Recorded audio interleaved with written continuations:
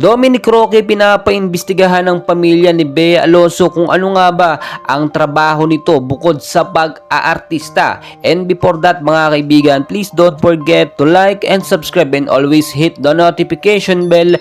Maraming salamat po. Well mga kaibigan, kinumpirma nga po mismo ni Christopher Min sa kanyang post na pinaiimbestigahan po ng pamilya ni Bea Alonso itong si Dominic Roque kung ano nga po ba ang tunay na trabaho bukod sa pag-aartista. Sa mga hindi po nakakaalam, no, si Dominic Roque po, no, ay kilala po, no, or best known for his role in Ariana at yung may isang pangarap na minamanage po ng ABS-CBN.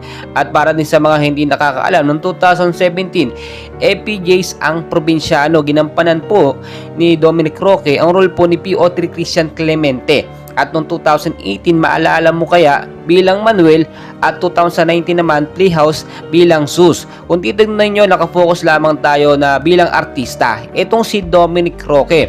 Kaya naman, ang titignan nyo, yung source of income niya ay nanggagaling lamang bilang artista, no? At kapag walang mga project, mga upcoming events, or mga mall tours, wala pong source of income na pinagkakakitaan itong si Dominic Roque. So as of now, hindi pa naman natin talaga alam kung ano yung pinakaiba pang source of income ni Dominic Roque bukod po sa pag-aartista, dahil hindi pa naman niya talaga ine-expose sa mga tao yan. Medyo pribado din po kasi itong si Dominic. So ngayon, pinapaimbestigahan po ng pamilya ni Bea Alonso para malaman nga ba, no, kung ano yung kakayanan, kung gaano kayaman ito nga pong si Dominic Roque. Para din sa hindi nakakaalam, ang estimated net worth po ni Dominic Roque ay nasa 1 million US dollar, no? Annually po yun. Kung ikukumpara natin kay Bea, masyadong malaki. Si Bea Alonso po talaga, alam natin, mayaman yan. Bukod po sa mga project niya bilang artista, ay may mga business din yan. Stockholder din po yan ng ABS-CBN. So, ganito po katindi, no? Nagbabanatan po yung magkabila ang kampo. Siyempre, sa side naman po ni Dominic, pinagtatanggol din po siya ng kanyang kamag-anak. At recently lamang po, no, nag-post po yung kapatid ni Dominic Roque, yung sister niya, sa kanyang IG post, no, sa story.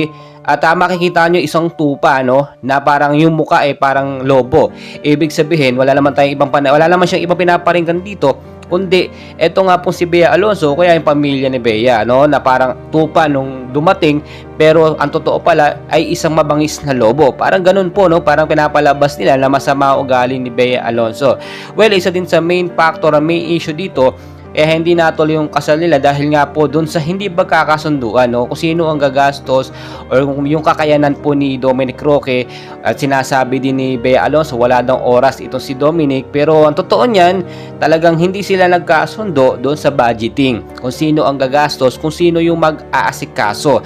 Marami tuloy mga solid fans, mga fans po mismo ni Dominic Roque nagsasabi na iwanan na lang talaga, no? Wag nang balikan or wag nang suyuin ito si Bea Alonso dahil napakarami po mga babae na deserving para sa kanya, na talagang mauunawaan kung ano yung kakayanan niya, no? Siyempre, kapag ganito, dapat suportahan lang, no? Pag boyfriend, girlfriend pa lang, ganito na ang nangyayari. How much more kapag naging mag-asawa na? What if mawalan ng trabaho, mawalan ng pera si Dominic?